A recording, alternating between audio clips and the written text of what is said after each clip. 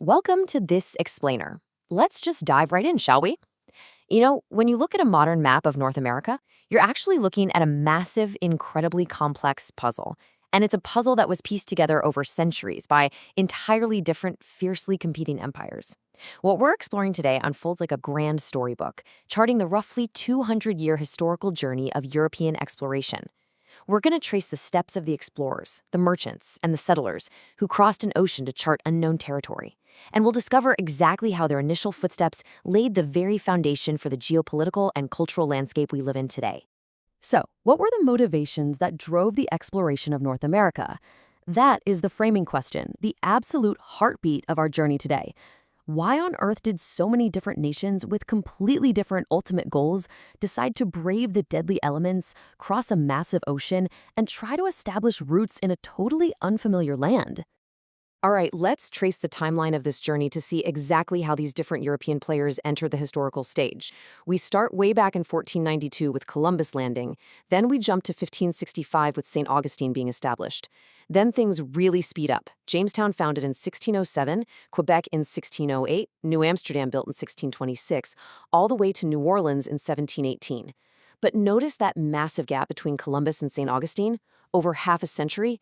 It just goes to show the immense physical difficulty of this historical journey before the pace absolutely exploded. This whole historical journey actually kicks off with, well, a massive accident. Christopher Columbus, sailing for Spain, landed in the Caribbean in 1492 while trying to reach the East Indies. He literally wasn't even looking for a new continent. But that accidental landing, it fundamentally shifted the global economy forever. Between 1495 and 1535, Spanish conquistadors rapidly gained control of South and Central America. This ignited an intense, frantic gold rush driven completely by the desire to extract gold and other highly valuable natural resources. But Spain's ambitions didn't just stop in the Caribbean or South America. Throughout the 1500s, these Spanish explorers kept up this aggressive push northward, charting the coast of what is now the southern United States. Take Hernando de Soto's route between 1539 and 1542. It highlights this vast, sweeping exploration across Florida, Georgia, and right up to the Mississippi River. The sheer physical endurance required for that overland journey is just staggering, all fueled by this relentless search to expand their claims and find more undiscovered resources. And the concrete result of all that aggressive pushing? St. Augustine. In 1565, Pedro Menendez de Avilés established a Spanish base in present-day Florida. Because Spain desperately needed to protect its newly claimed wealth from pirate attacks and rival empires, this settlement was built as a heavily defended stone fort. So the really crucial point here is that this strict necessity for defense actually created the oldest European settlement in North America that still exists today.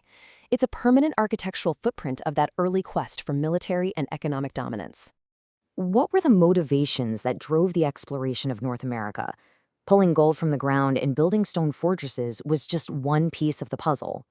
To understand the ambitions of the French and the English who followed shortly after, we have to look at a completely different motivation. See, during the 1500s, both England and France were heavily motivated by the search for a Northwest Passage. They were desperately trying to find a shortcut right through the North American continent to reach the Pacific Ocean. Why? So they could easily grab valuable spices from Asia. The great irony of this historical journey is that early on, these empires weren't even looking to settle this new land. They looked at the massive, resource-rich continent of North America merely as an obstacle standing in their way. Soon enough, though, they caught on to the incredible wealth of the land itself. The French completely pivoted their strategy. Instead of purely conquering, their historical journey was unique because it required cooperation. They built a highly lucrative fur trade that fundamentally relied on alliances with the Algonquins and Hurons. In 1608, Samuel de Champlain founded the city of Quebec, and it wasn't built as some impenetrable military fortress. It was established specifically as a central trading hub to manage this booming, cooperative new fur economy. Similarly driven by the sheer power of trade and commerce, the Dutch entered the picture. In 1626, the Dutch West India Company acquired Manhattan Island from Native Americans. You've probably heard the famous, though heavily debated, legend that Manhattan was traded for roughly $24 worth of goods.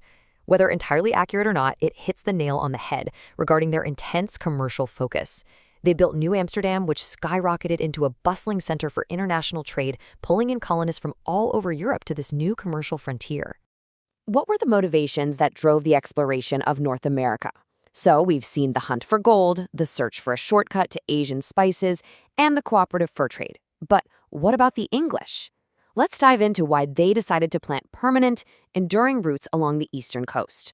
The English were highly motivated by a drive for continuous profits and prosperity. English merchants actually teamed up to form joint stock companies. Honestly, think of this as the 17th century version of a modern tech startup.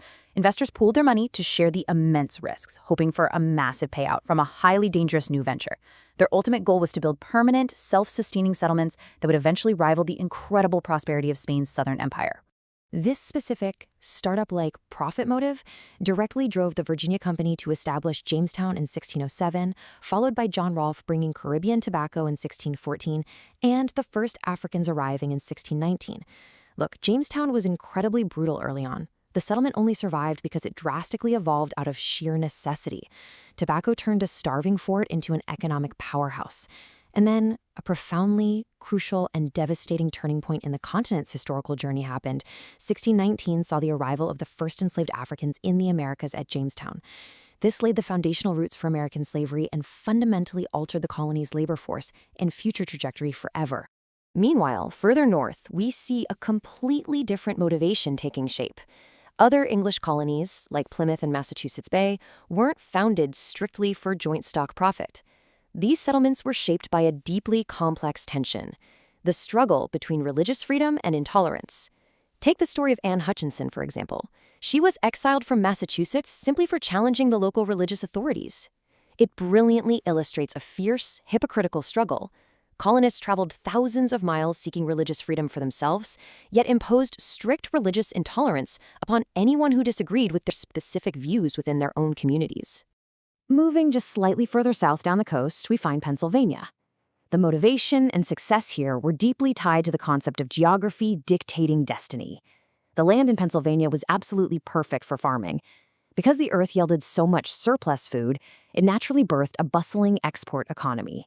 This contrasted sharply with the cash crop tobacco economy of the South or the fur trapping focus of the North. It just proves that local geography often mapped out a settlement's historical path. Fast forward to the early 1700s, and this vast era of discovery just continued to expand its footprint deeper into the continent. In 1718, the French moved down the Mississippi River into Louisiana, where Jean-Baptiste Le Moyne de Bienville founded New Orleans. Its strategic placement right at the mouth of the Mississippi River made it the ultimate choke point for trade, blending French, Spanish, Native American, and African cultures into a uniquely vibrant southern hub that still completely defines the region today. It's fascinating when you contrast the physical reality of these different environments directly. On one hand, you have a massive stone fortress bristling with cannons, built for military dominance and protection of extracted wealth. On the other, an open, bustling waterfront designed entirely to welcome merchant ships and facilitate trade. This visually proves how a society's primary motivation, whether that's military control or international commerce, literally dictates the very architecture and layout of the communities they leave behind.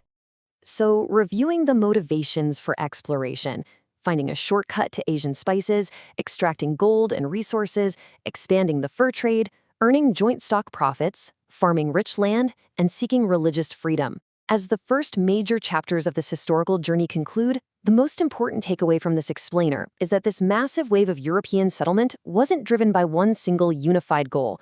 It was a highly complex, overlapping web of ambitions.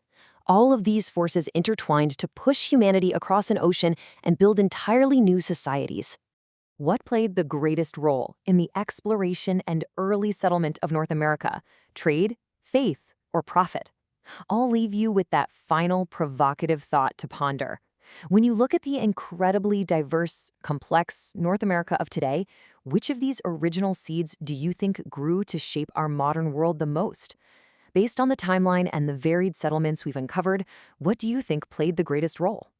Keep asking questions and keep exploring the facts.